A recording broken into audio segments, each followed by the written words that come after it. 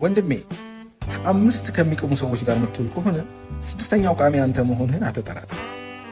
ከአምስት ሰነፍ ለመስራት ከመነሳሳት ይልቅ ሁሉን ነገር ኮምፕሌን ከሚያደርጉ ሰዎች ጋር የምትውል ከሆነ ስድስተኛው ኮምፕሌነር አንተ መሆንህን አትጠራጠር። አምስት ቁጭ ብለው የሆነ ነገር እንዲመጣላቸው ከሚጠብቁ ሰዎች ጋር የምትውል ከሆነ ስድስተኛው ቁጭ ብሎ ጠባቂ አንተ እንደምትሆን አትጠራጠር። አምስት ታታሪ ህይወታቸውን ለመለወጥ ቀን ከሌት ከሚለፉ ሰዎች ጋር ብትውል ከሆነ ስድስተኛው ታታሪ አንተ መሆንን አትጠራጠር። ምን ለማለት መሰለ? ከሁሉ ነገር በፊት ከማን ጋር ነው የምትውሉ? የምትውላቸው ሰዎች በአንተ ስኬት ውስጥ ሆነ ውድቀት ውስጥ ትልቅ ሮል አላቸው። ስለዚህ ኢንቨስት ኢን ዮር ሰርክል ይባላል። ሰርክልህን ለአንተ የሚሆን ራሳችሁን እንድጠይቁ የምፈልገው ነገር በህይወቴ ምን እየተከናወነ ነው? የዛሬ የሆነ ያህል ዓመት ያስኩት ዲግሪ ነው ህይወቴን ሰስቴን አድርጎ እያቆየ ያለው ወይስ አሁን ላይ በየጊዜው እየተማርኩት ያለው ራሴ ላይ እየጨመርኩት ያለኋቸው ስኪሎች ናቸው ቫልዩን ከፍ ያደረጉት? የሆነ ቦታ በሄድ ጀጅ የምደረገው በቆየሁት ዓመት ነው ወይስ አክቹሊ ባገኘሁት ኤክስፒሪየንስ ነው? እኔ ከቁጥር በላይ ነኝ ወይ? የኔ ኤክስፒሪየንስ ከቁጥር በላይ ነው ወይ?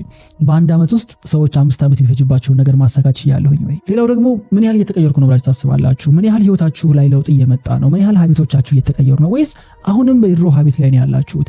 ቢካዝ የሆነ ጊዜ ላይ የሚያስደስቱን ነገሮች እድሜ ልካችን በሙሉ ሊያስደስቱን እንኳን አይገባም አይደለ? በቃ አንድ ስቴጅ ላይ ኢንጆይ ያደረግነውን ቀጣይ ስቴጅ ላይ እንተው እንችላለን። ዮናስ የዛሬ ዓመት ከምናምን 2 ዓመት ከምናምን በጣም ይጠጣ ነበር። በደንብ ከጓደኞቹ ጋር ፈን ያደርግ ነበር። አሁን መጠጥ አቆሟል። እንዲህ አድርጉ እያልኩኝ አይደለም፣ ግን መለወጥ ስንችል በህይወታችን ሀቢቶቻችን ናቸው ሪፍሌክት የሚያደርገው። አዋዋላችን ነው እየተቀየረ የሚመጣው። ተመሳሳይ አዋዋል ተመሳሳይ ሀቢት ይዘን ህይወት ላይ ለውጥ ኤክስፔክት ልናደርግ አንችልም። ሰልፍ ሊደርሺፕ ራስን መምራት ስንል ብዙዎቻችን በቃ በትህትና ምለው ብዙዎቻችን ለሌሎች የምንጠቁማቸውን ጣቶቻችንን ቆም ብለን ራሳችንን ብንጠቁም ራሳችንን ብንፈትሽ ራሳችንን ብንመረምር በጣም ብዙን ክፍተት እኮ የምናገኘው እኛ ጋር ነው። ራስን መምራት ማለት መለስ ብሎ ራስን መመልከት፣ ራስን መገንዘብ፣ ከዛ ደግሞ በተገነዘብነው በተረዳነው ባየነው ልክ ደግሞ ራስን መስራት ነው። ራሱን ያልሰራ ሰው ሌሎችን ሊሰራ አይችልም። ራሱን ያላበቃ ሰው ሌሎችን ሊያበቃ አይችልም።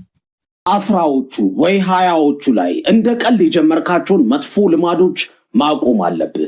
አንዳንዴ እርድና ይመስልሃል። ከሰዎች ጋር ለመመሳሰል ፋሽን ነው ብለህ የምትጀምራቸው መጥፎ ልማዶች አሉ።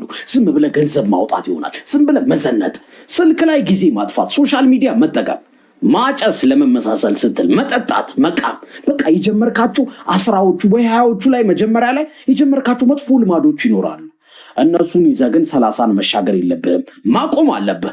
አንድ ነገር እንዳትረሱ፣ መብሰል ማለት ጊዜያዊ ደስታ የሚሰጠንን ነገር መቀነስ ማለት ነው። በቃ መጥፎ ልማዶች ጊዜያዊ ደስታ ነው የሚሰጡት። እዛው አጨሰህ እዛው ነው የምትደሰተው፣ እዛው ጠጥተህ እዛው ነው የምትደሰተው። ስፖርት ስትሰራ ግን እዛው አትደሰትም፣ እዛው አትቀየርም። ስፖርት ስትሰራ በአንድ ቀን አትቀየርም፣ ዓመታት ይፈጃል። አየህ፣ ጥሩ ነገሮች ቶሎ ለውጥ ላይሰጡ ይችላሉ።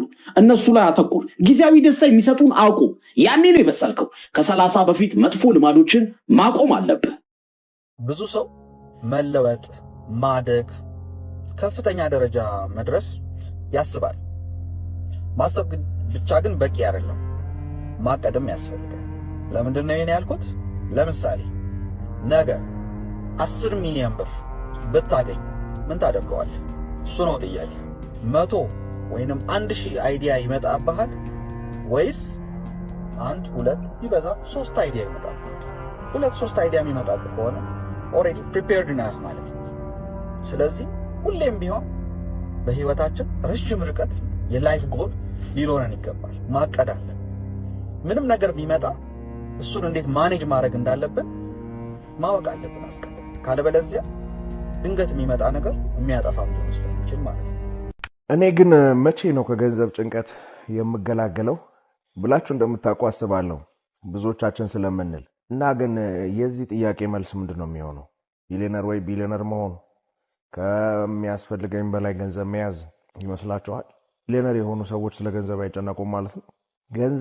ስለ ገንዘብ የምንጨነቀው ገንዘብ በጣም አስጨናቂ ገዢ ስለሆነ ነው። እና ብዙዎቻችን ኪሳችን ያለው ሱሪያችን ላይ ሳይሆን ልባችን ላይ ነው። እና ብራችን የተቀመጠው ልባችን ላይ ነው።